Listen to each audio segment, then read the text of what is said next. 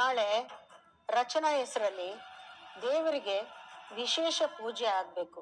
ರಚನಾ ಏನಾದ್ರೂ ತೊಂದ್ರೆಲಿದ್ದಾರ ಮಾತಾ? ಇಷ್ಟರಲ್ಲೇ ತೊಂದರೆಗೆ ಸಿಕ್ಕಾಕುತ್ತಾಳೆ. ಕಾಪಾಡೋಕೆ ಜೀವ ಇದ್ದಾನೆ ಅಂದ್ರಲ್ಲ. ರಕ್ಷಣೆ ಅಷ್ಟು ಸುಲಭವಾದ ವಿಷಯವಲ್ಲ. ಅವಳಿಂದ ಮುಚ್ಚಿಟ್ಟಿರೋ ಒಂದೊಂದು ರಹಸ್ಯನು ಹೊರಗಡೆ ಬರುತ್ತೆ. ಅವಳ ಬದುಕನ್ನಲ್ಲದೆ ಜೊತೆಲಿರೋರ ಬದುಕನ್ನು ಅಲ್ಲೋಲ ಕಲ್ಲೋಲ ಮಾಡುತ್ತೆ. ಸತ್ಯಕ್ಕೂ ಅಸತ್ಯಕ್ಕೂ ಭಯಾನಕವಾದ ಯುದ್ಧ ನಡೆಯುತ್ತೆ. ಕೊನೆಯಲ್ಲಿ ಯಾರು ಉಳಿತಾರೋ ಅಳಿತಾರೋ ಆ ದೇವರೇ ನಿರ್ಧಾರ ಮಾಡಬೇಕು. ಯಾವ್ದಾದ್ರೂ ಹೋಮ ಹವನ ಮಾಡಿ ಅದನ್ನ ತಡಿಬೋದ ಮಾತಾ? ಆಗೋಲ್ಲ. ರಹಸ್ಯಗಳು ಹೊರಗೆ ಬರೋ ಸಮಯ ಬಂದು ಬಿಡ್ತು.